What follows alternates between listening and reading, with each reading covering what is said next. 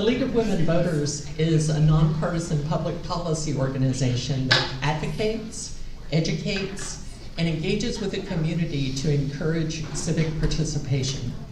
We do this kind of an event to educate and raise awareness on important issues of common concern in our community. So thank you very much for coming. I'm going to introduce our moderator for this evening, Matt Sauer. He's the Collaboration and Impact Officer for the Charles and Marjorie Barancik Foundation, working on issues such as workforce housing, the Foundation's Community Journalism Initiative, Educate the Environment, Health Equity, and Recidivism. Prior to joining Barancik, Matt spent 35 years in journalism, lastly as the executive editor and general manager of the Sarasota Herald Tribune. Hello everybody, thank you for coming, we appreciate it. We've got a great panel here, all of them steeped in the housing market right now, so I hope that's an illuminating conversation. So right here to my left is John Thaxton. John is a lifelong Sarasotan, Director of Policy and Advocacy for Gulf Coast Community Foundation. John joined Gulf Coast in 2012 after serving 12 years as a Sarasota County Commissioner. He's worked for decades for the improvement of the affordable housing issue. He also has provided leadership in the creation of a system of care for the homeless, a food distribution system focusing on healthy and nutritious options. He also led a multidisciplinary team of experts who created the Water Quality Playbook and is working on other transformative projects, including extensions of the Legacy Trail and creation of the Sarasota Downtown Bayfront Park, the Bay.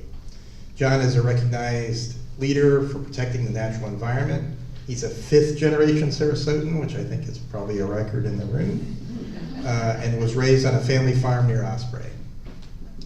To his left is PJ Brooks, another native Sarasotan, the Chief Operating Officer of Community Assisted and Supported Living, which provides safe, affordable, and permanent supportive housing for adults with development differences and mental health diagnoses. CASL serves, and this could be dated, 2,000 people with housing in 11 counties.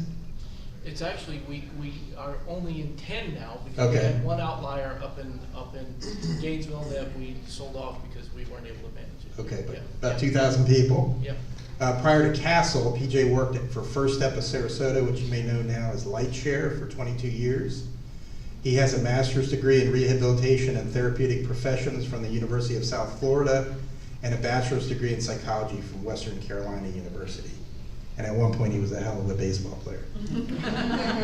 And then to his left, Really? I play baseball, so yeah. To his left is Ken Waters. I know, look, you wouldn't know it. Is Ken Waters, who is also a native Sarasotan. He's the Chief Operating Officer, Deputy Director for the Sarasota Housing Authority. He began his career with SHA in November 2001 as a case manager, family sufficiency coordinator, providing self-sufficiency opportunities to SHA participants.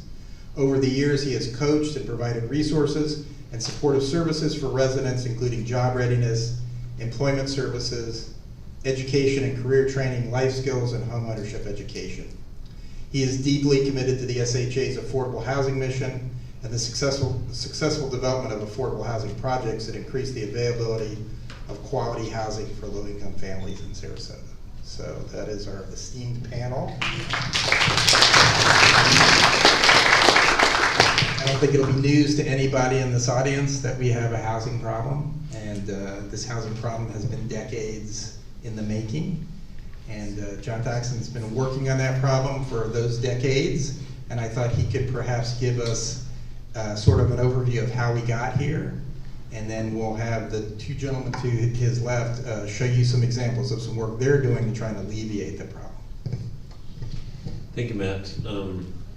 Hopefully we will be able to keep this on a very informal level. We have left plenty of time at the end of our 3 brief presentations for a lot of interaction with the audience, which I think I can speak for the other 2 is really how we prefer it.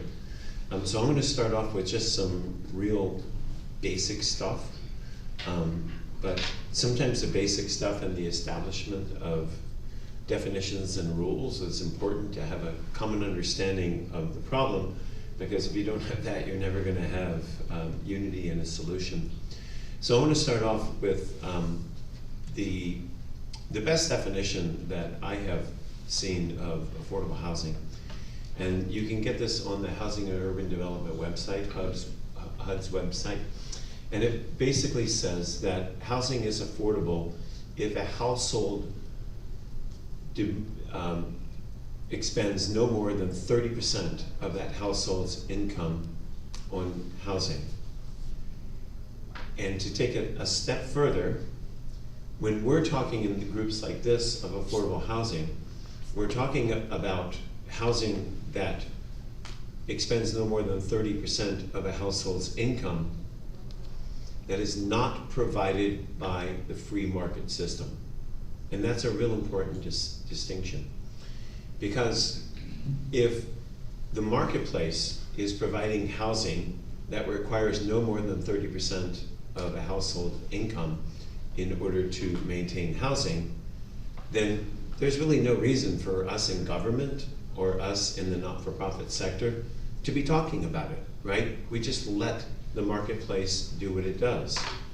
But in reality, I like to suggest, and I almost require this common understanding, that housing is a necessity, right? Housing is not a luxury. A person, a family, a child needs housing, stable housing, secure housing, just as much as they need food or water. It is that essential to our being. And because of this 30% rule, we have this continuum of need. And it is exactly that. It is a continuum that has these graduating steps, just as our income levels have graduating steps. So in a community, if you are in a position like I was as a county commissioner, or as I am now as a policy advocate, it's important that we provide housing for every member in our community that requires no more than 30% of their household income in order to acquire and maintain. So kind of to put that into perspective, just for kicks, I love extremes, because extremes are very illustrative in making a position. So I thought to myself, it's very easy to understand a person that has no income, right? And there's very few people that have zero income. Most people have SSI, veterans benefits or something. But if you go to the other extreme and look at the people with the greatest of income, one cannot, and this has nothing to do with politics, it just happens to be a reality, the richest man in the world is Elon Musk. So if we apply this 30% rule to Elon Musk, according to his last year's wages, can afford $25,557 a minute for housing. And this is available online if you're wacko enough like myself to do the math. You can do it. So $25,557 a minute is what Elon Musk can afford. And for him, if he has to pay $25,000 a minute for housing, that is affordable housing, right? Because he can afford to do it without compromising his thing. But there's a point in this continuum where the marketplace can no longer provide the housing without violating that rule. And that point is of no fault of real estate developers or real estate investors or realtors or anyone else. It's just a market reality, especially in a place like Sarasota, where the cost of land, the cost of materials, the cost of labor, and everything is so high that we reach this point at which the market no longer provides the housing, and without some sort of assistance, subsidy or whatever you want to call it, this person cannot afford to violate that 30% rule. And that 30% rule is very important. It's not arbitrary, because what it assumes through decades of research and empirical data is that if a household is spending more than that 30% of their income on housing, they're shorting something else. They're shorting quality childcare, nutritional food, education, transportation. They're shorting something else because the math just simply doesn't work out that they can do it without violating that 30% rule. So when we talk about affordable housing up here, we're talking about housing that requires no more than 30% of a household's income to acquire and maintain, and we're talking about housing that's not provided for in the marketplace. And as you might imagine, if you think about the math for a moment, those that are making more money require less of a subsidy, and those that are deeply impoverished, such as veterans with ADHD and that have no discernible income other than their veterans benefit, that 30% for them is 30% of $17,000 or $20,000. So that becomes a very difficult bar to meet in order to not violate that 30% rule. So here are the 3 reasons that we have got into this pickle in Sarasota County. The causes of this affordable housing crisis is a market-driven delta between supply and demand. We have demand that's up here, and we have supply that's down here.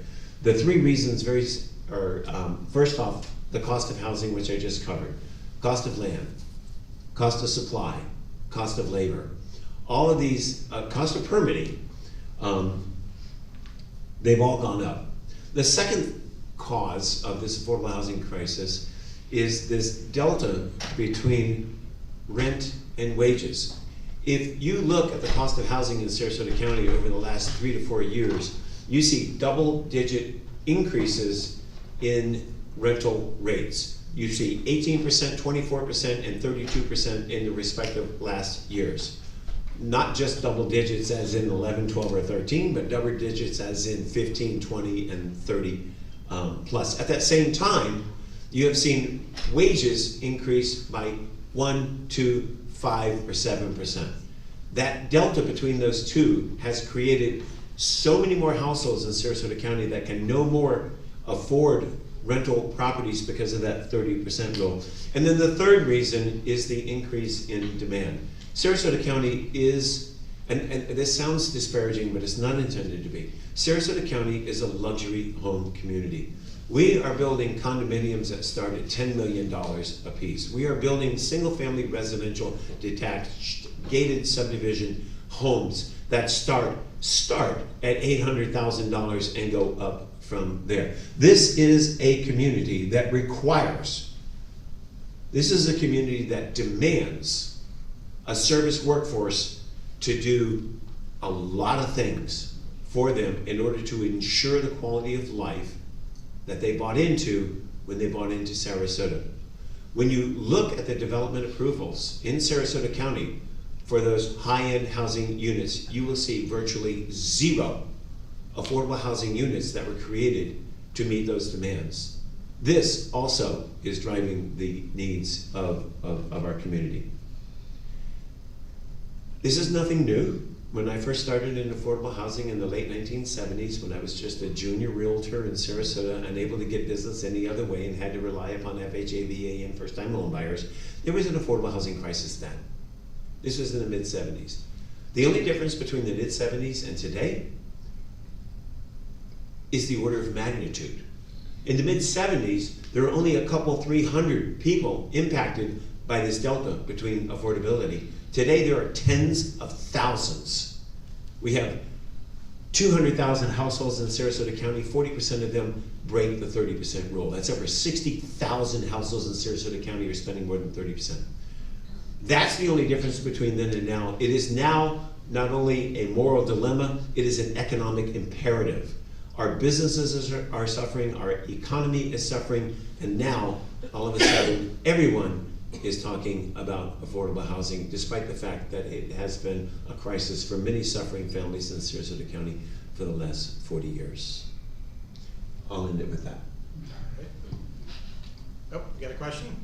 John, can you talk about how we need to address our problem as our problem instead of people who say, well, people could just live in another county? Sure. About how that math doesn't. I actually had that on my list. but I thought I was running long. But we were gonna come back to Yeah, that. yeah. So, we'll come back to it, but the Sarasota County, in order to receive, home, SHIP, and, CDBG monies, and those are acronyms for federal and state funding sources that provide money to local governments to facilitate the creation of affordable housing.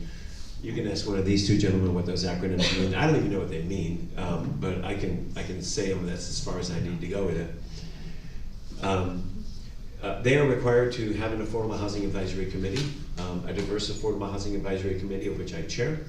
And we have made 17 recommendations to the local governments, the cities and Sarasota County, of various activities and ways that we can reduce this delta of this supply and demand for affordable housing. And so later on, we can get into some of those specifics. Some of them are easily attained. Some of them are politically very difficult to implement because of the strong influence that the development community has in Sarasota County. And I don't say that as a matter of criticism. It may be critical, but it is. I don't see how anybody could disagree with that reality.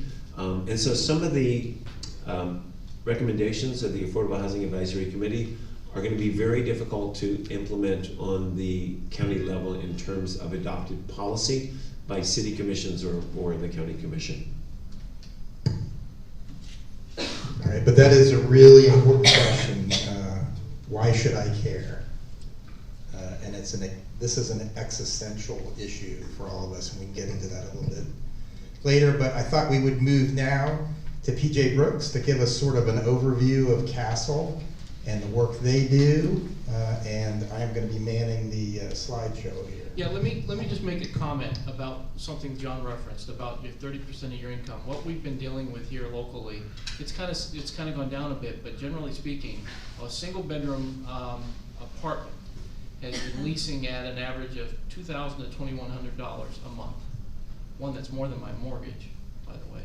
But so if you do the math, that means to afford that house, you have to make $84,000 a year or more, or that apartment. So just to give it context, when we talk about real world numbers, that's what we're looking at here locally.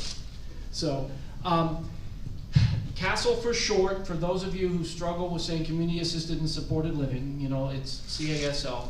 We are a permanent supportive housing provider in 10 counties in Florida.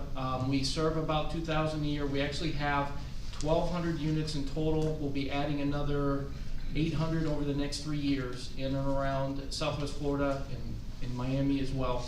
But our focus is on folks with mental health and/or substance use disorders, many of whom come to us out of homelessness. And in addition to that, we also have a portion of our organization that provides housing for individuals with developmental disabilities, and have also grown into working with youth aging out of foster care and unaccompanied homeless youth, as well as general affordable housing. In fact, up on North Tamiami Trail, those of you who've been around for a long time, the Bye-Hi Hut across the street from the Bye-Bye Hut, notice I changed it there, is where we're currently building, and that is an affordable housing project, and we have some pictures I'll show you in just a minute.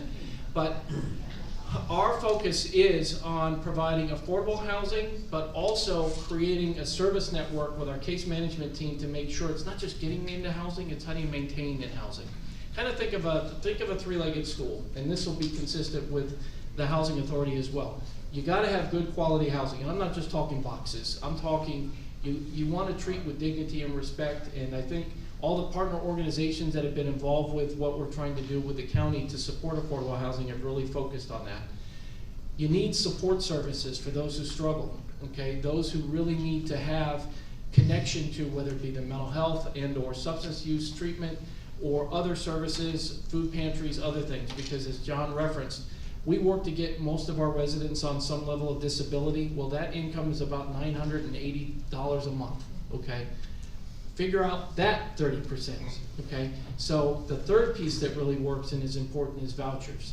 We have to work on securing rental assistance to help for those folks that need to be subsidized, okay? Now, In terms of development for affordable housing, we along with our scattered site housing that we develop, we also work with CDBG, SHIP, and home grants to, along with tax credits at the state level through the Florida Housing Finance Corporation, because right now, it costs about $300 per square foot to build a property. That's up from 3-4 years ago, it was around $220, $230. So that's a huge, huge jump. So what that means is for us to make it affordable, as you know, if you're a straight market rate, it's impossible to make it affordable to recoup the dollars you're putting into it. So we have to be really, we have to work really hard to secure tax credit funding, which helps bring in state dollars and federal dollars into the community to subsidize what we have at the local level to be able to make it affordable. Positive on that is those properties stay in the affordability range for a commitment of 50 years. Okay, so once affordable, will stay affordable, well beyond my time on this planet, okay? And the idea is to be able to ensure that it's one of the few ways that we can really make it happen to keep the affordability in place. So, do we want to go next, Yeah, and then we can go into the pictures? I want to talk through some of your projects. Sure. Okay. So what I have up here is just some of the local. This is Renaissance Manor. Arbor Village. Geez, Renaissance Manor is our assisted living facility. Arbor Village. It's 80 units on Fruitville Road, just east of the Penn West offices at Tuttle. When this opened in March of 2020, of the 80 units, 71 individuals moved in out of homelessness. We have maintained an 87% retention rate after 5 years. April is 5 years for us of being open, which is remarkable. And much of that has to do with the wraparound supports for the residents that are there to ensure we're working on their activities of daily living and the other needs that they may have. And as you can see here, you know, this really has a bunch of braided funding coming in, whether it be local with the county commission providing some funding at some level, the purchase of land, and then wrapping in tax credit funding that help with that as well. Go ahead. I just want to interject something. We're going to talk a lot about area median income, which is kind of the measurement in the industry, so to speak. I'm wondering if one of the panelists could kind of explain what that means, and so the audience members that aren't familiar with it. Go, I don't want to. Go Yeah, ahead. I've talked too much. Go ahead. Go. And Don, feel free to interject.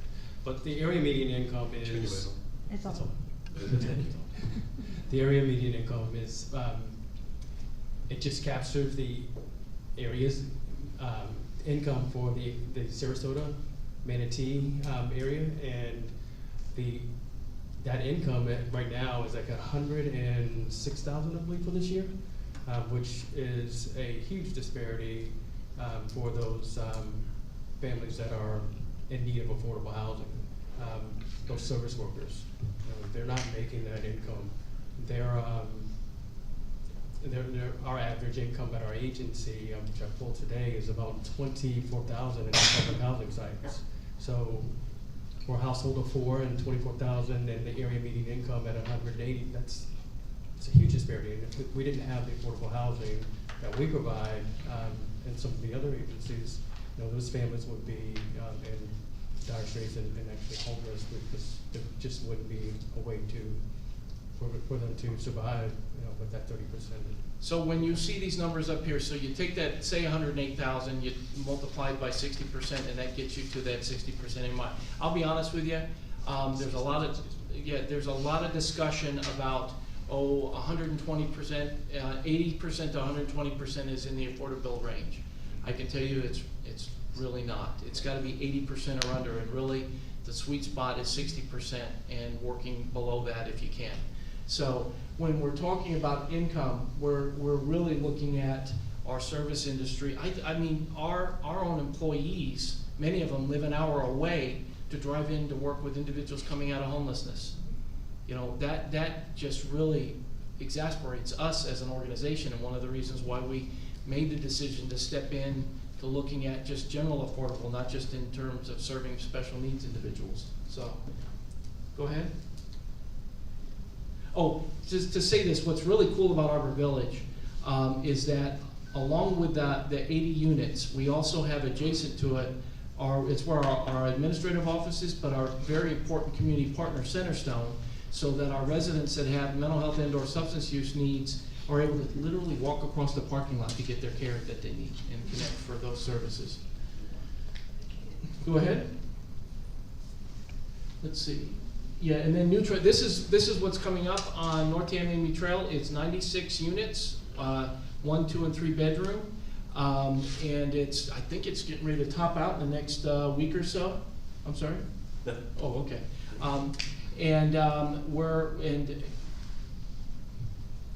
Do you have a question, Jonah? No. No, let's not go there. There's Okay. a long story, but yes. Yeah. Whatever that story is, I can say that, you know, we've been able to use tax credits to bring this in place. We also were awarded $4.2 million from the county to help with the funding. One of the things that's really important, if you're able to secure 30% or more of the total cost of a project, you can go from a very competitive 9% tax credit application to a 4%, which means you can actually apply without competing and able to turn some opportunities over and over. And one of the things that as we look forward at is if we were able to create a local housing trust that could help create a pipeline for organizations such as the Housing Authority, us and other partners, community partners, Family Promises here, Harvest House, you know, to be able to work on initiatives to create adding incrementally to the affordable housing pipeline.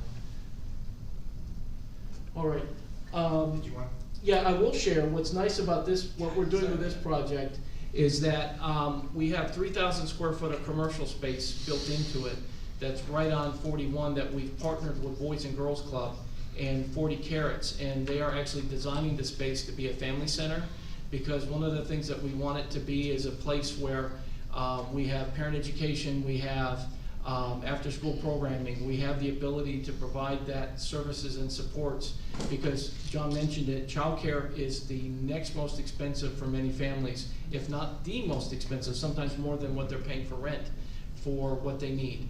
We will be partnering not just with Boys and Girls Club and 40 Cares, but other organizations to come in and provide those supports for the families that live there in the general neighborhood of the northwest area of Newtown. So, all right. Think you want to end there? Just that, you know, a lot of this really does, the underpinnings are you have to have local support, and we've been able to secure that working with, there's a whole group of us, a large group of affordable housing providers that are working together to support the commission to make decisions to utilize any funds that they can to help with affordable housing, to provide that local match or that local support to help organizations such as the ones that I've talked about that are in the audience. And to be able to really recognize that we all need to be part of this. And I'm going to say this, and it's not a knock, again, as John said, this is not a knock about the market rate developers.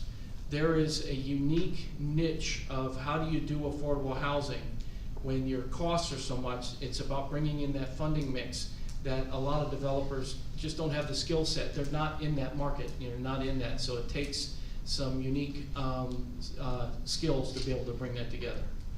You know, like as, never mind, I won't do the joke, unique set of skills kind of thing.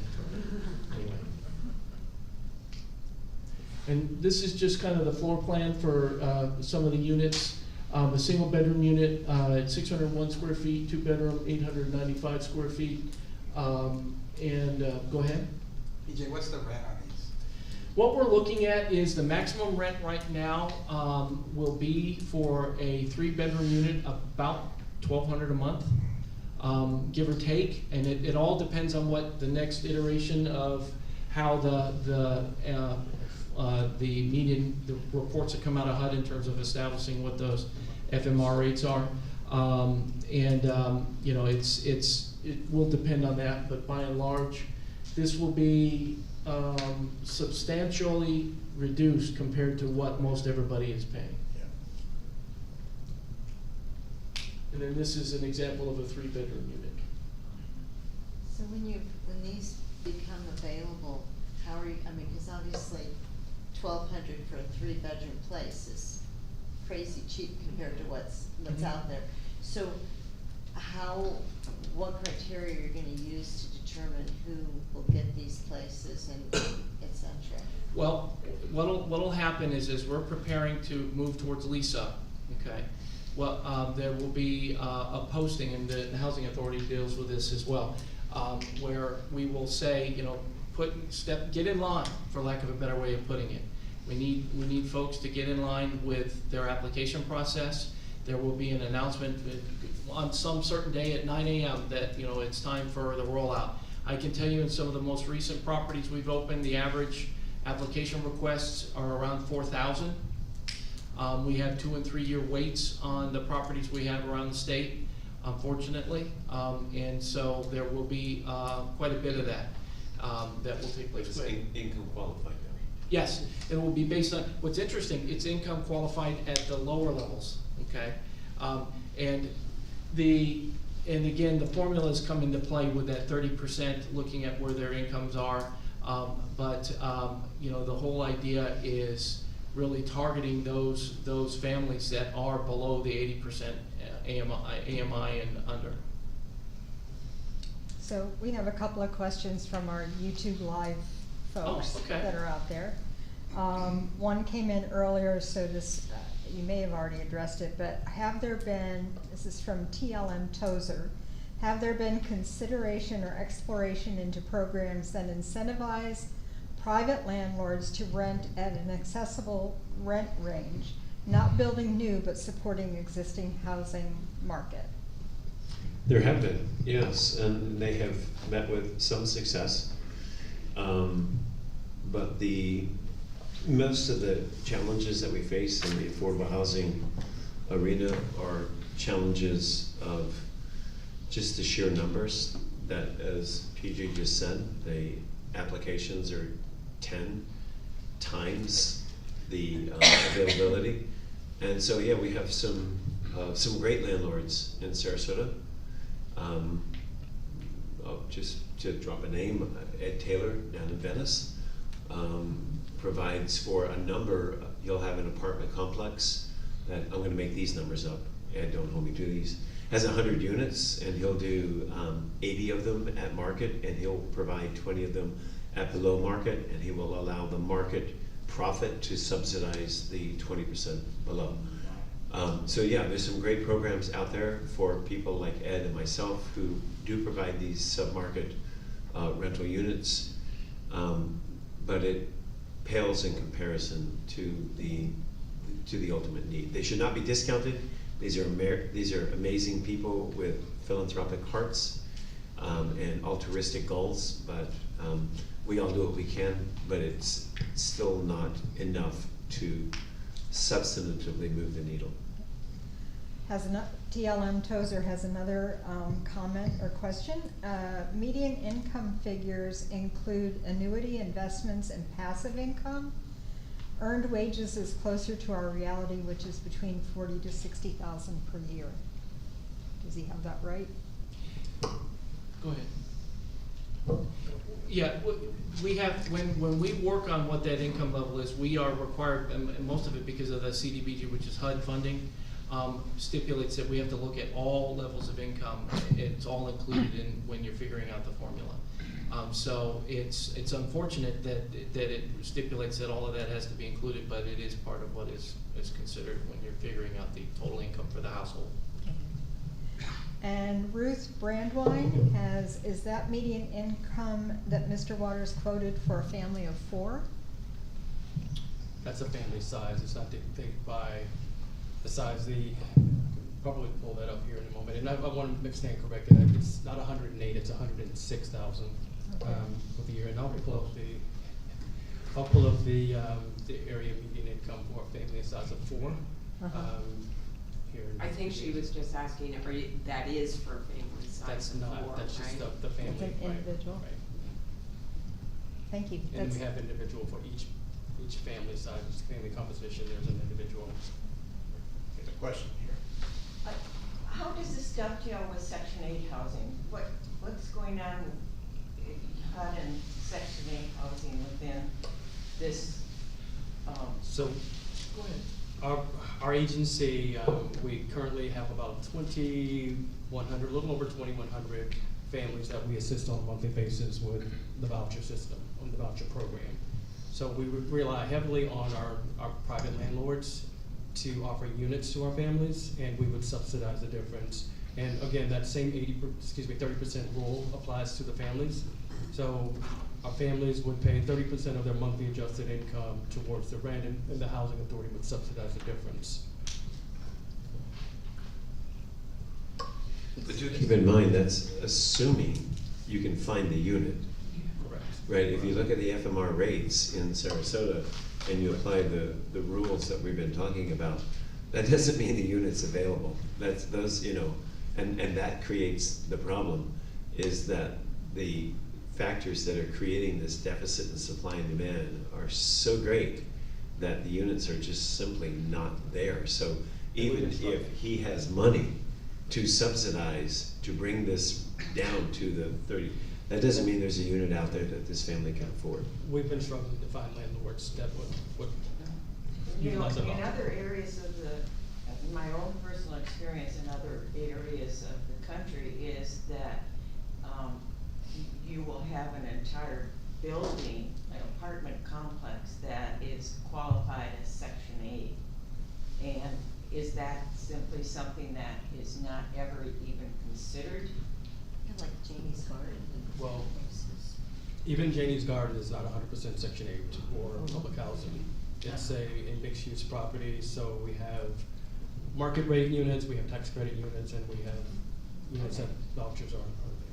I guess I have a question. Are this new building that's coming up, is it allotted for a certain amount of those recipients who are already receiving assistance through maybe Janie's Gardens or Section 8? Like, is it dedicated to a certain amount of those numbers, residents, should I say? Or is it free for all? Like, once they say, hey, we're open for leasing, anyone who's low income can come? It's not that we don't have specific voucher dedicated units. No, and actually we can't practice that way. I'll tell you what a voucher does in a property such as this. They may come in and they're only at 20 or 30% AMI, but if they have a voucher, they can actually take advantage of if we have units available that's at 60%, dedicated to 60%, because one of the things when you apply for tax credit funding through the Florida Housing Fund, they stipulate you have to have so many of this 60% AMI. I think you saw those numbers previously. That is a number we have to stick to in terms of, and we're monitored on those numbers. So vouchers are gold for some families that wouldn't otherwise be able to find housing. But again, 96 units. He's talking about 2,100 vouchers, and I don't know how many units the housing authority has, but we don't have enough capacity for the vouchers, anywhere close to the voucher needs that are out there. All right, we've got a question here, and then Diane. Do we want to? Do we want to let? Yeah. Yeah, So why don't we move Yeah. let him show some of the the housing I feel like we authority jumped in, and I apologize for. All right. So if you could give us a little bit of an overview of the agency, and then we should move So, on. the Sarasota Housing Authority, established in 1938. It's the 8th housing authority here in the state of Florida. We provide affordable housing. Public housing has been our primary source of meeting that need over the years, and we've eventually started to allow voucher programs to come into our agencies and have our families utilize the vouchers within the community. We and I'm gonna, we don't have it up yet, but so our agency is excuse me, I get a little jittery sometimes when talking publicly, but our Just agency. pretend there's nobody there. That's an idea. So we've been providing, affordable housing to many families here. Public housing, again, has been we've ventured into going into other means of providing the housing over the recent years because our public housing units have been are very old and antiquated. Our oldest property right now was built in 1958, and it's antiquated, and we're not able to sustain them and keep up with the upkeep and maintenance on those units. So it's time for us to redevelop, and we've started redeveloping our properties. Our Janie Pro property was the first property that we redeveloped into Janie's Garden, providing taking away of 128 units, and first phase was 86 units were replaced, and second phase was 68 units. So over the years, we continue to do that, and we have our Kingstone property, which is on MLK, bringing an additional 28 units. Diamond Oaks was the property that we acquired over off of Tuttle. We rehabbed the property, and through our NSP program, we were able to, neighborhood stabilization program, which we were able to provide additional 15 units. And then Janie's Garden Phase 3, which is 72 units that we provide. So over that over that period of time, we're able to bring additional affordable housing into the area. Amaryllis Park, Park Place, which is replaced our oldest property, which was in 1939, which we had 60 units, and we brought back 84 units. And that Amaryllis Park Place is now a senior property. So 62 and older is what we now house at that property. And a Lofts on Lemon property, which is, it's just over between Cohen and Lemon, which is right downtown here. So 128 units of affordable housing that we have there. And that property is workforce housing as well. And so we have our teachers, we have our policemen and firefighters who had units dedicated for those. McCowan Towers, which is 100 units over just on Boulevard of the Arts here. We just did a renovation there, $12 million renovation. So those units are now meeting today's standard of what a unit should look like. Because those units were built in, was 1960 as well, that one. So Cypress Square, which is our latest development, we just closed on, we just did our grand opening on that back in July of last year. And that's 84 units that we brought down, that we replaced. We actually tore down 64 units and brought back 84. So we have 665 units over a 15-year period that we've provided additional affordable housing to the area. Our latest development deals are through Fortis Development, which have been key to they really know affordable housing, and partnering with them, they were able to help us create these additional deals. You can go to the next slide. So this is our current Cypress Square 2 and 3. So our existing units that we have along 21st Street and Orange, we have our Amaryllis Park place, and then we have our Cypress Square 2 here. These are the 84 units. And the additional units that we are developing just at the south end of this, which I'll show you on the next slide, which we have. Matt, you can move to the next slide for me. This one, or? I'm sorry, with the text on it, I'm sorry. You passed it. Previous one. Oh, I'm sorry, I Okay. skipped one, my Yeah, bad. okay. I'm sorry.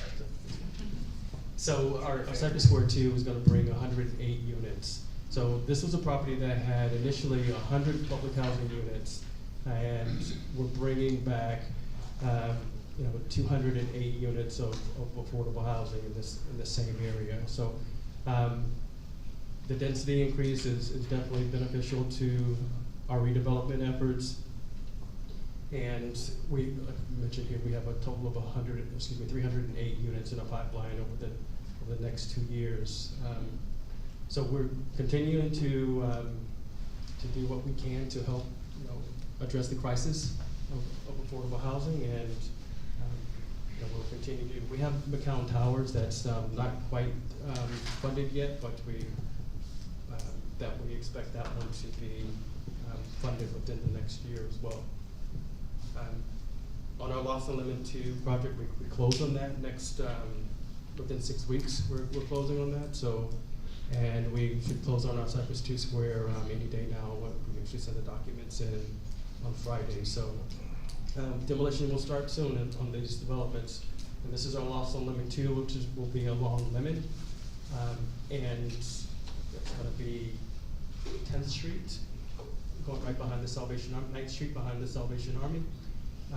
Again, this is the units that we, as you can see here, we also have retail space that's going to be along the Lost and Limit as well.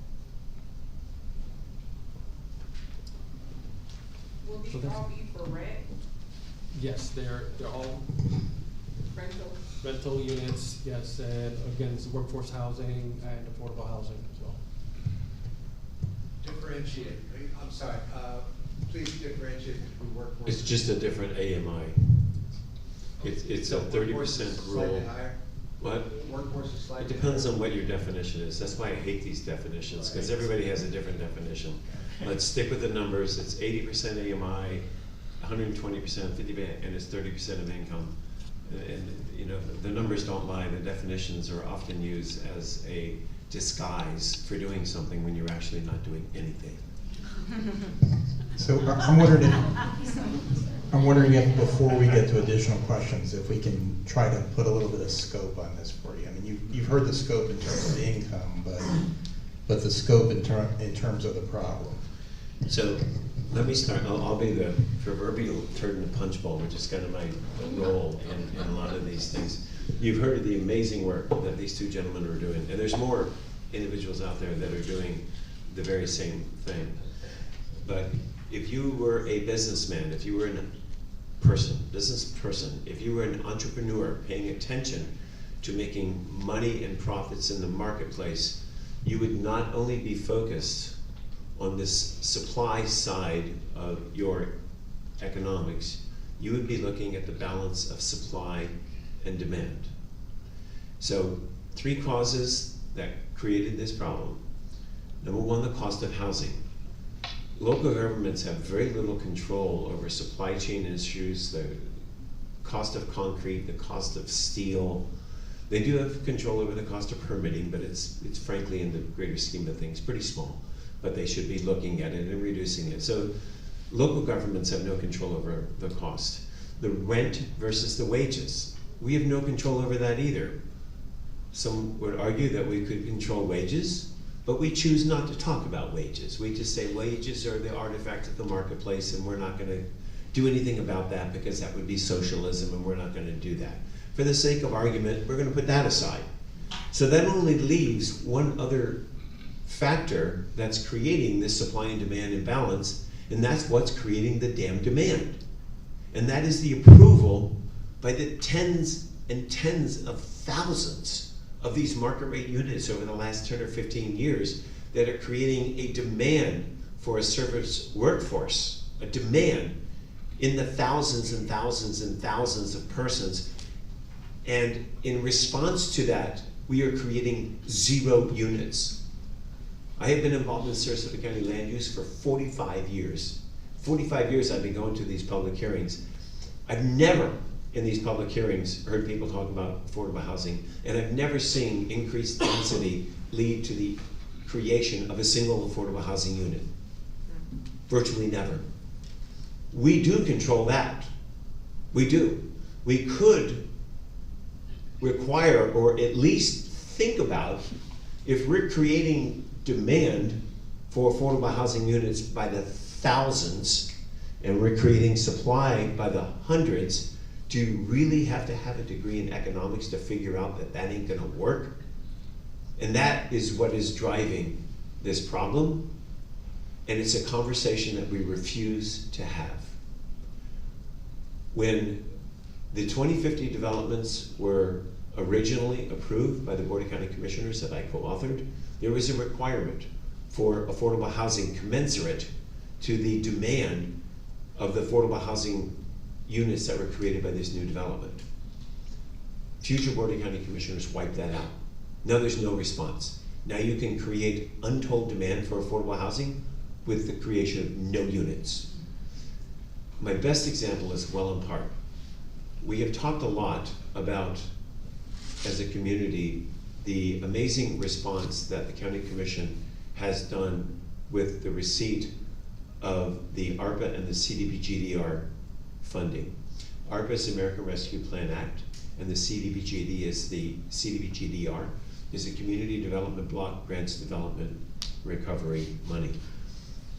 Hundreds of millions of dollars. In the creation of almost 1,000 units, not quite 1,000, I think the total was about 900 and something. During that same time, we approved one development, Welland Park, down in Sarasota County, that consumed 100% of that supply. And during that demand-generated public hearing process, nobody talked about affordable housing one time. So we took this amazing windfall of $300 million and provided for the creation of 1,000 affordable housing units, and we gave it all away to a single development approval, and we didn't even talk about it at the public hearing. This is what has to change.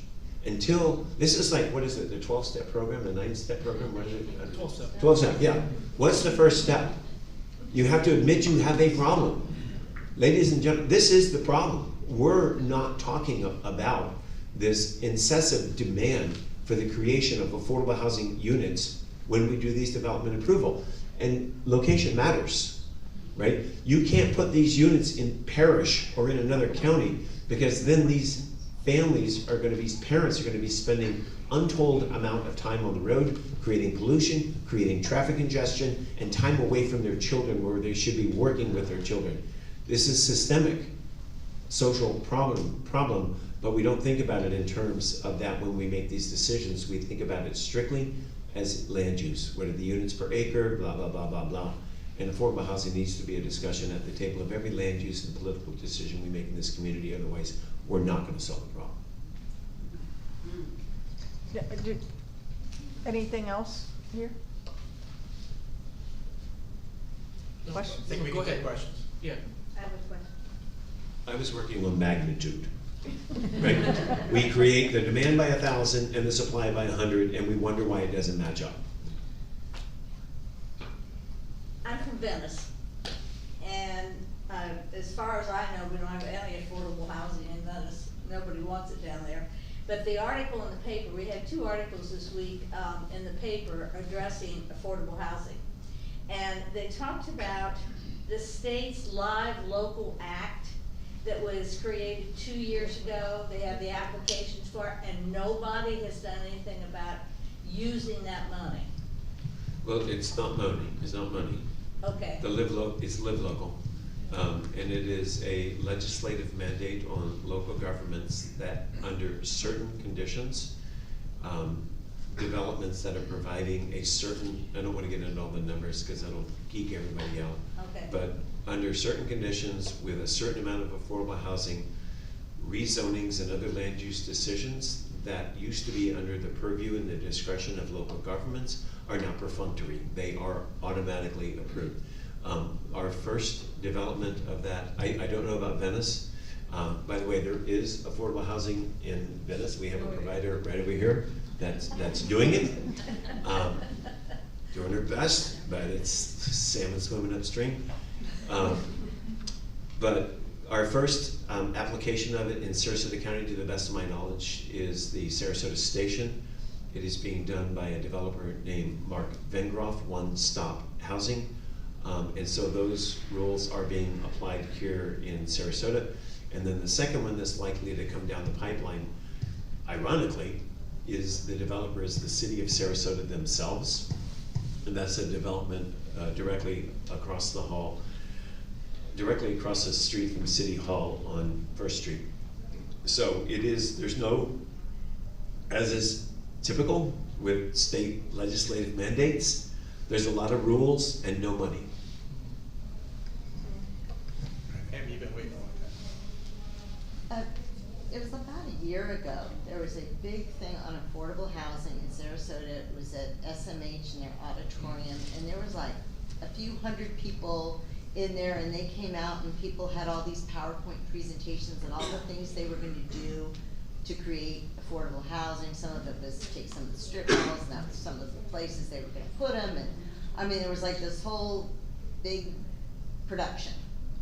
What happened? Well, actually, Well, to that- be frank, we've had 2 presentations at Wow, Sarasota. they went to one. And it was sponsored through the chamber, because the Sarasota Chamber has done multiple surveys with members, and including the young professionals, and have Exactly. recognized that, I mean, when Sarasota Memorial Hospital at a point had 1,000 vacancies, many of which were driven because they can't find housing, affordable housing for the folks that are getting what we all probably generally would consider good paying employment through a very good organization, that it really does cause stress. The business community is desperate to provide housing, and they're also hearing from their existing employees how they're so stressed over what they're dealing with their housing, and our young professionals are all talking about leaving because they can't afford to stay here. So, with that said, in our most recent event, and the group, the folks that are up here were involved with the chamber. They've been very supportive with trying to move this forward.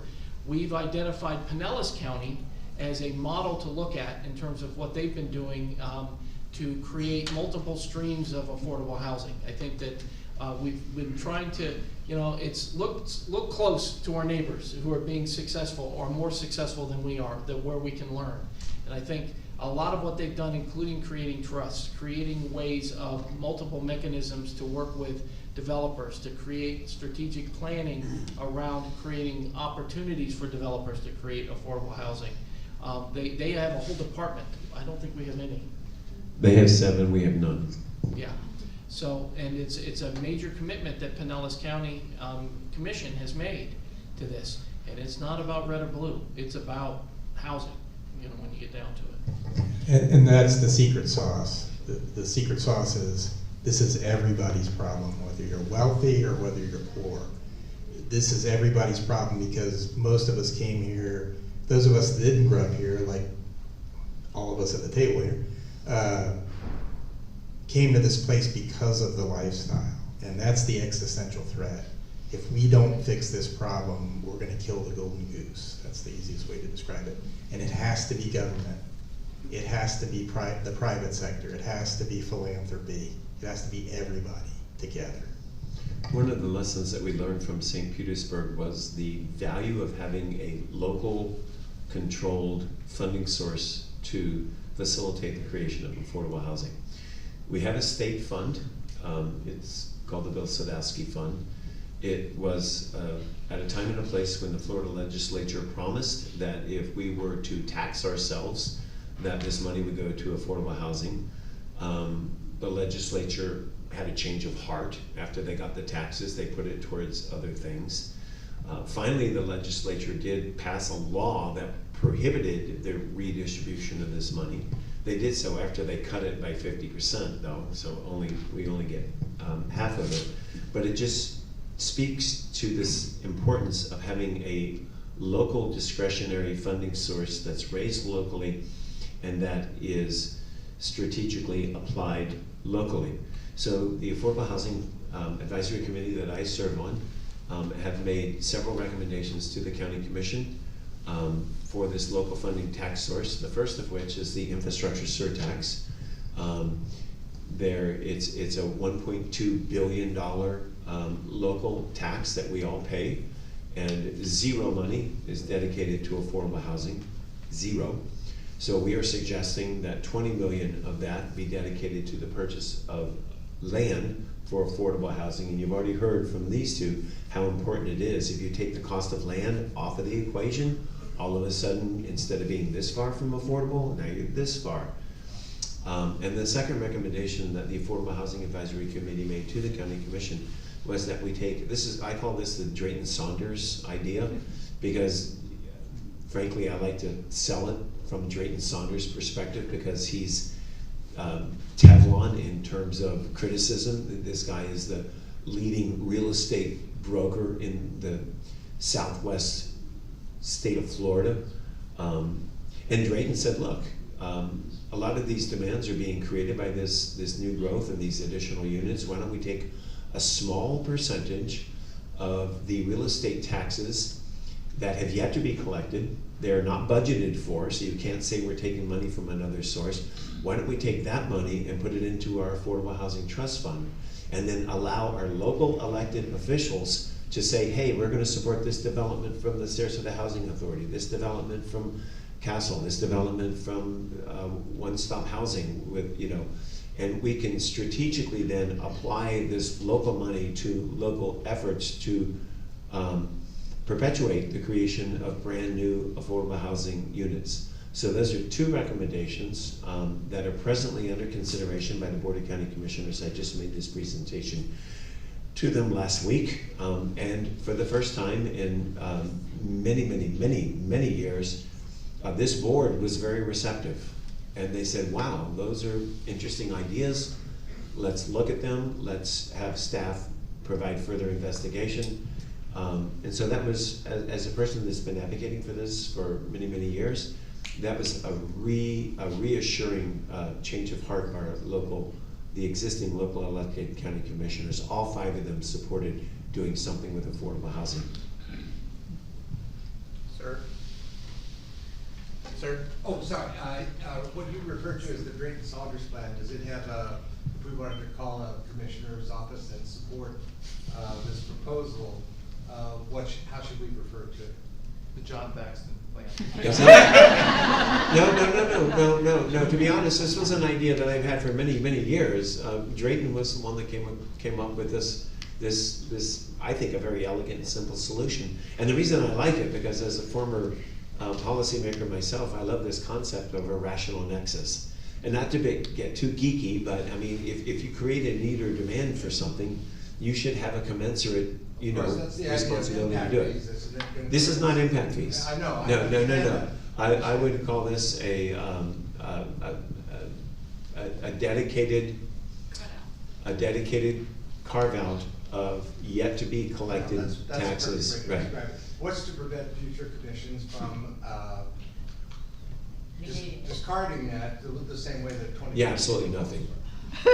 So what that means is strike while the iron is hot. Yeah, I'll tell you, there is one thing that stops future commissions from undermining the work that we did on affordable housing with 2050, and the work that I personally committed 30 years of my life doing in terms of environmental preservation that was eviscerated over the last 10 years. There's one thing you can do: educate yourself and vote appropriately. We are going to the polls with an enormous degree of ignorance. We're voting DR and I. We're voting based upon the flyer we got in the mail, and we're not voting on that candidate's qualities. And that's, if you want to stop this stuff from reversing, there is no other solution than, and it's ironic I'm saying this at a League of Women Voters thing. They didn't pay me to say this, but truly, that is the single and the only solution. A government body cannot legally bind the hands of a future government body for doing something that future government body deems to be in the public's interest. Right, ma'am, and then Mr. Minor, and then... You've had a woman's hand up for Where? half an hour. Oh, I'm sorry, go ahead. Thank you.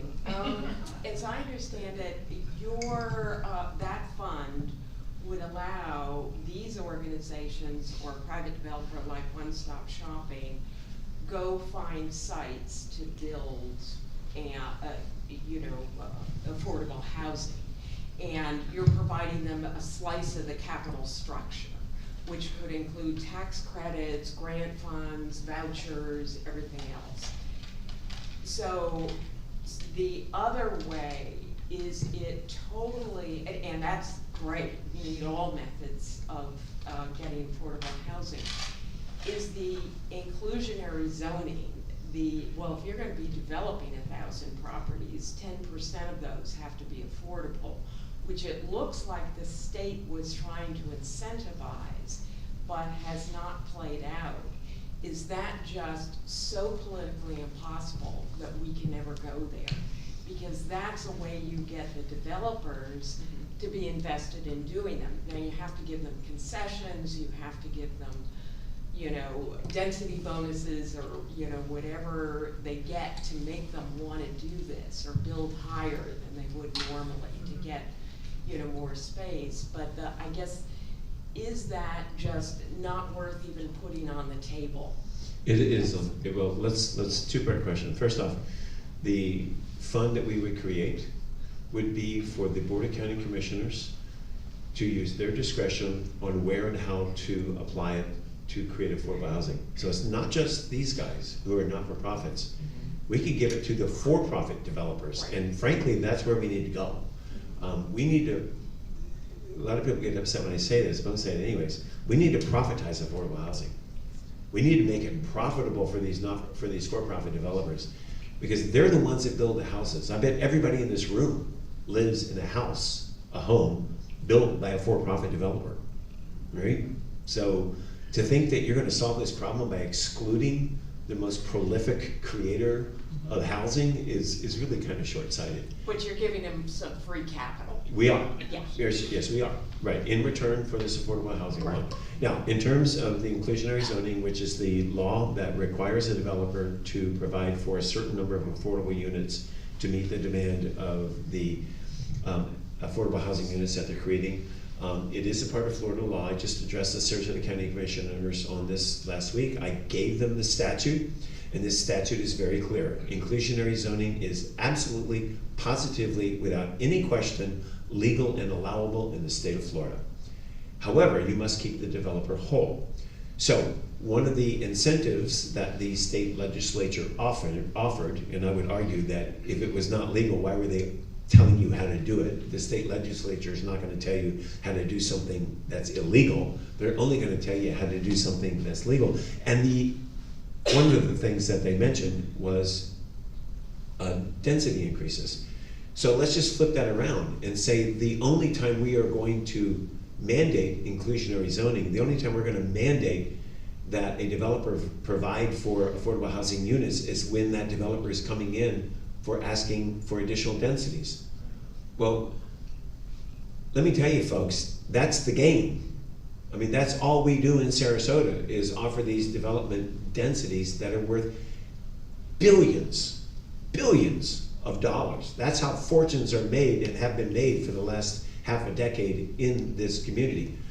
So we just simply require the developer to have the affordable units up to that point where the density increase value is equal to the cost of providing affordable housing units.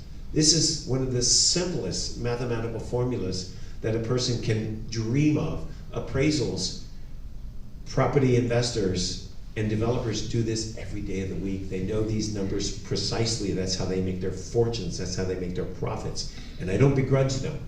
But what I begrudge is that they are creating demands for affordable housing that then falls on the backs of taxpayers in order to create. And that's where it's wrong. So just like impact fees, we should have these properties that are asking for these increase in development units that are increasing their property values enormously to provide for affordable housing, but not to exceed the amount of the value that they are appreciating from those density bonuses.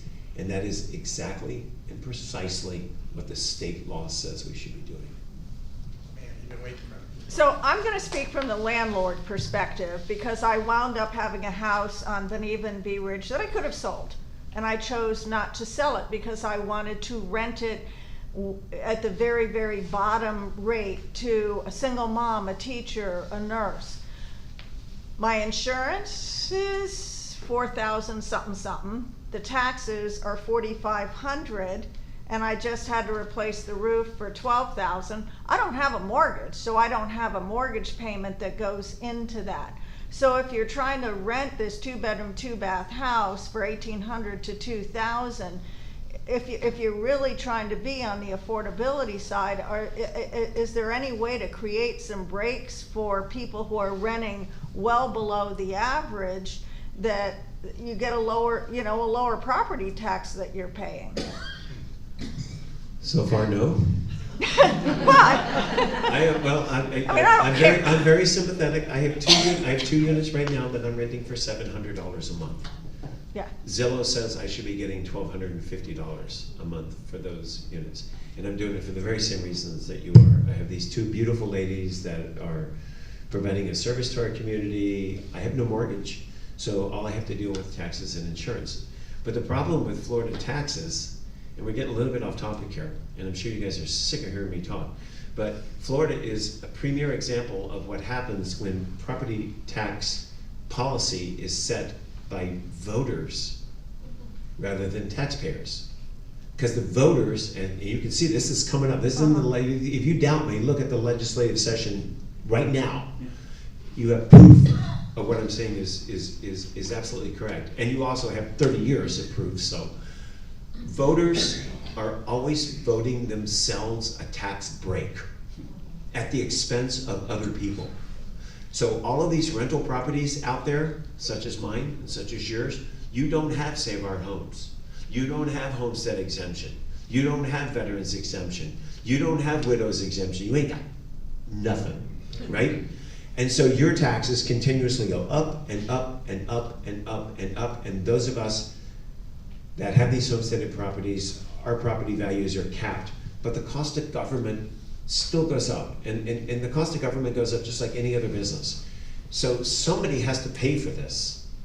And so it disproportionately falls on the rental properties, which is the primary marketplace for affordable housing, and it also falls on our businesses and industries that create more taxes than they actually charge. The properties that are appreciating the greatest tax breaks in Florida are the properties that are creating the greatest tax burden. It's totally backwards. But again, we have a state, and now evidently we have a governor, we'll see if we have a legislature, that believes that we should have more tax breaks, but those tax breaks are going to accrue disproportionately to those people that have homestead exemption. Why? Because they're the voters. Speaking of voters, when I'm looking at, even I think we said over here, people down in Venice don't want this, and there is a certain sentiment amongst taxpayers and voters that they have a picture of affordable housing that is antiquated and not true. Because if you go to what One Stop is doing, or what CASL is doing, or what Housing Authority is doing, like that picture on the screen up there is actually what it'll look like. It's what the first phase looked like, and any of us would be joyed to live in it or to live near it. They're beautiful.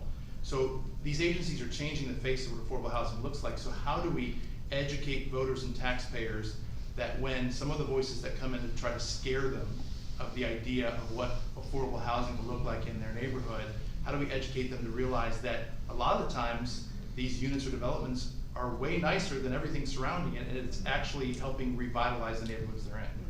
You know, one of the things that we like for in New Trail Plaza that we're building, we had Sapphire Shores homeowner, the Homeowners Association, and Bayou Oaks Homeowners Association, really up in arms in many ways, wondering, concerned in that regard. And we were able to address it by showing them Arbor Village, bringing them, let them, come see it firsthand. Our doors are open. You want to come see what we're doing? Happy to have you come look. Let's take a tour. Property's been open 5 years. The perception would be, 71 people moved in coming out of homelessness. I wonder what that place looks like, because I think that's what you're going to hear, that NIMBYism that's out there. And then you walk in and you go, it's been open 5 years. And it's about how, if again it gets to you build quality and you treat with dignity and respect, guess what you get back? Right. And you really do, and it shows up, and I think that is the model that is being moved forward. I want to say one other thing, that we talk about creating a trust, but our counties, municipalities, school districts, and others, you know, large organizations have land, okay? Many of them have surplus land that could also be brought to the table, could be brought up and say, hey, we may have a competition. We actually, that property, New Trail Plaza, we weren't the first awarded it. We were second in line, or maybe even third in line, but we ultimately ended up winning it. But we had to buy that land for $1.95 million, okay? Think about what it would be like if we're able to provide that surplus land. Yes, you compete for it, you know, the competitors could be put into play, but make it available at no cost. You know, again, that the land costs are what the counties and the municipalities can address, and by dealing with those options can really help bring the ability to create affordable housing forward in many ways. And I think, John, I think you said Sarasota County owns about a third of the county in terms of land? Oh, well over a third. So think about what we just said, okay? Well over a third of the land is owned by the county government. I don't think that's true. No, a third is in, yeah, that's right, it's not owned by the county, that's very true. But the problem is that without regard to what the number is, this is real estate, and the first rule of real estate is location. So a lot of the property that the county owns is way out east, and it's not a place where you want affordable housing because it's not near the workplace, it's not near services, it's not near anything. But it does raise the larger question of government-owned and surplus lands, because there are areas within the hospital and the school district in Sarasota County where we do have this surplus land, where we've been able to demonstrate the power of providing affordable housing if the land cost is taken off the table. But I would, New Trail Plaza is an exception because that land was not purchased for affordable housing, it was purchased for a park. Yes. And so you had to reimburse the taxpayers that said we were gonna make a park out of it when we decided we were not gonna make a park out of it. But yeah, this is the beauty of having cash to buy land. This is the beauty of having partners such as the hospital district and the school board, who all own real estate that's in close proximity to the workforce where affordable housing can be provided. And you're right, except for extenuating circumstances such as New Trail Plaza, where the property was purchased for parkland, every dollar that you charge an affordable housing developer for land is a dollar less of affordable housing you're going to get. So when you have an older facility that has people in it and you're going to tear it down to rebuild something better, what happens to those people in the meantime? Where do they go? Families are relocated, and it really depends upon, each family is addressed. Would you like to relocate into one of our existing units, or would you like to receive a voucher to move within the community? Then they have first right of refusal, that they have the option to come back to the unit once it's developed, once the property once it's developed. So no one's displaced, everyone, and all expenses are paid, we relocate them. But many of the families see the opportunity of this, relocation as a way to exit from this particular branch of subsidized housing. We've seen that a lot. Right.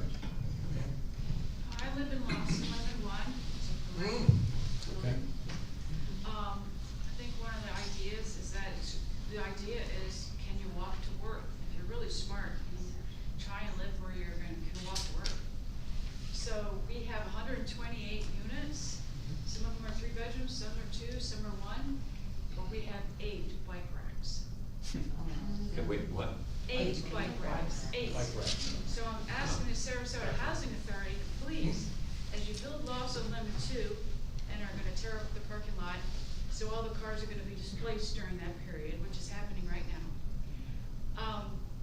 My bike is inside in one of those 8 racks, but I'm in so much fear of taking my bike on a bike ride or riding it to a job that someone's going to, snake it.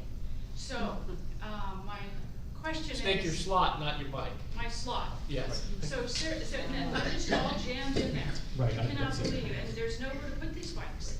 So out of all these families with children and people who like to walk to work or bike to work or do it for recreation, I'm just asking, I know this is a very microcosm, because I live and I'm happy where I live, but, please, consider that we need a lot more bike racks. Understood. In any development that's affordable housing. Thank you. Yeah, I don't think it's a microcosm at all. I think it's a really good suggestion. I've seen that bike rack. So what would you like these engaged citizens to do to help what you're working on? Besides voting. You know, in general, if you think about, we have the Affordable Housing Advisory Committee put together a plan, okay? And I think, rather than it collecting dust up on the shelf, support it to be initiated.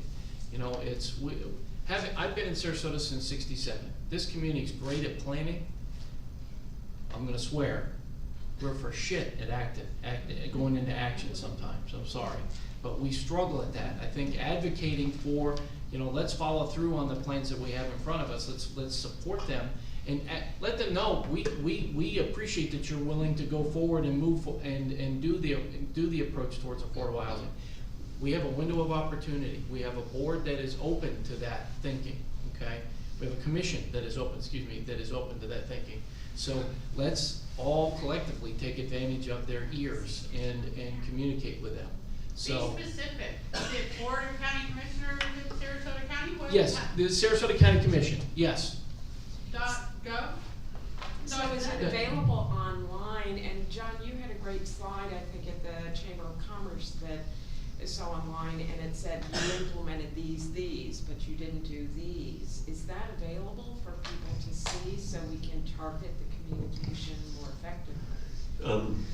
So there's probably a very valid criticism to be waged against myself and others. I didn't but mean it that I know you way. didn't, but it's still worthwhile. So we have about, I started this. Matt, you remember I started that chart about the red, green, and yellow? Yeah, I should probably resurrect that. And what I did was I took the 18 strategies that are recommended by the Affordable Housing Advisory Committee, and then I just used a simple traffic light matrix, and I did that for every elected body in Sarasota County. I did it for the 4 municipalities, and I did it for Sarasota County, and it kind of showed where we were at. That's probably something that we need to get back to, because that would answer your question. It would be a simplistic way of saying, okay, this is substantially complete, so maybe let's work on even those that are substantially complete. I told this to the County Commission last week. We do a really bad job of monitoring. We really do. We don't know what works. We say we did this thing about something called, and this is just one example, and it's true for all 17. It's true for all the recommendations. We did this thing called ADUs, accessory dwelling units. And we adopted in the city and the county an ordinance that is going to allow by right an accessory dwelling unit of like I'm not supposed to use these terms, a teenage flat or a mother-in-law suite or something like that on a property. And that's going to create affordable housing units. And we also did this thing called EDUs, which is equivalent dwelling units, whereas if you build a small unit of only 700 square feet, you're only going to pay half of an impact fee, you're going to get all these benefits. But in reality, we don't know if they're producing affordable housing units or not. We don't have a clue, because we're not measuring it. The measurements that we have done on the equivalent dwelling units where you only pay half of an impact fee, but because you're only building 750 square feet, they're renting for $2,000+ a month. So we gave up twice the density, we got twice the traffic, we got twice the impact but we did not get affordable housing. Now granted, enforcing those are going to be difficult, very difficult, I understand that. But we still shouldn't be taking credit for creating affordable housing units when we didn't create affordable housing units. We need to be measuring all of our activities, and we need to be doubling down on those, such as land. And we need to be assessing those that are not working, find out why they're not working, and either fix them or just take them off of the books. We do a very poor job of measuring our success and our failures when it comes to affordable housing, and that's one of the big problems. And again, that's something that you would never see the private sector doing, right? There's the private sector, they measure these things to the minutia, and they know exactly what works, they know exactly what to profitize, what to incentivize, and what to pull back on. But we're not doing that. John, would you think that, especially right now with this current CDBG-DR, Hurricane Debbie, Helene, and Milton initiative, where I think the county commission has currently set aside $30 million of $210 million, do you think advocating for additional support in that, increasing the amount from allocation? Yeah, I think it should be $100 million. I mean, it's a housing grant from the Department of Housing and Urban Development. It's $210,094,000. The original suggestion was $17,000 for affordable housing. 70 million. Are you kidding me? What a joke. So it's up to 30 million now. And the lion's share of the money is going to dredging creeks that we have no idea how many homes are going to be taken out of the floodplain, or how many of those homes are affordable, or how many of those homes even remotely meet the goals of HUD, but that's our pending recommendation. At a minimum, we should be spending $50 million of this $210,094,000 on affordable housing, because that's money that we can use to offset this supply demand that we've created. It's a windfall. We need to take full advantage of it, and we're, in my opinion, I am appreciative of the board moving from 17 million to 30 million, but it's $210 million housing grant. It should be at least $50 million for affordable housing. Can I just ask, how, you mentioned the Chamber of Commerce and their interest in this, which makes perfect sense to me. How much are they involved in talking to the Board of County Commissioners about this supply-demand deficit? Very involved. They've been an equal partner with us. Okay. They've been an equal partner with us for 2+ years, so, yeah. On some of the recommendations, not all of them. No, and again, nobody's going to agree on all these recommendations. Yeah, don't fantasize. We have one last, or, I'm sorry, we Just need to very wrap it up, quickly, but go ahead. It's with yours. just for CASL Housing Authority. How will you make the announcement on your new buildings when they're gonna be open and people can start applying? The Trail Project and Cypress Plaza? Is that gonna be through a Facebook page? Is it gonna be, should we be checking your website every single week? I mean, how do we know when this is gonna be available to start applying? What we will do is it'll be on the New Trail Plaza website, as well as there will be announcements that'll go out to the community organizations and partners, such as the Housing Authority, because I mean they've got people with vouchers and that are struggling to find a place to use those vouchers to find housing, and we will get it out there. As I'll be honest with you, we've already got on the website, we've already got people submitting that they have interest to get an announcement, because you can actually go on, if you go to, oh gosh, now you got me. I can't remember the exact website, because I want to real quick say that we have Blue Sky Communities is a for-profit affordable housing development partner, just like Ford is with the Housing Authority. They are our partner when we're doing the developments that we're involved with, and they are the ones that are able to work on those strategies. So it'll be their website, and I can make sure that you all get that information so that you know where they can start looking.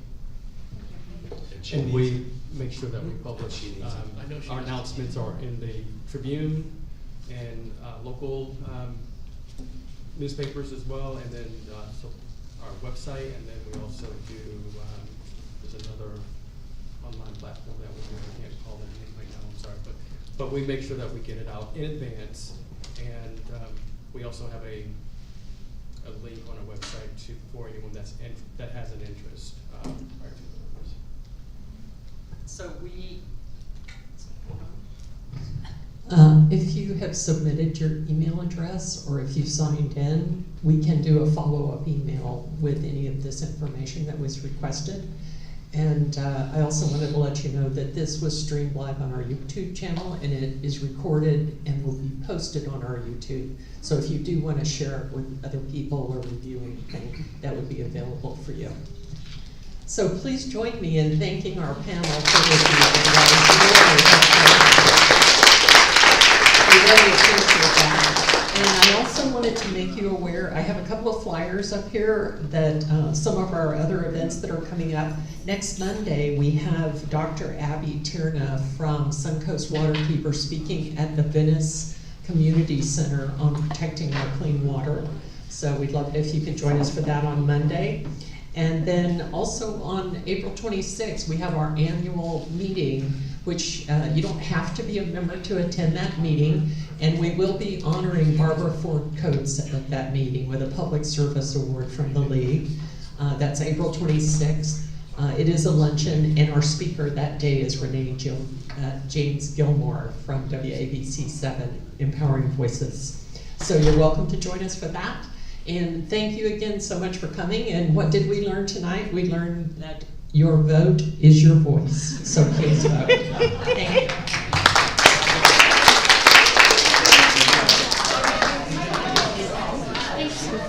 you.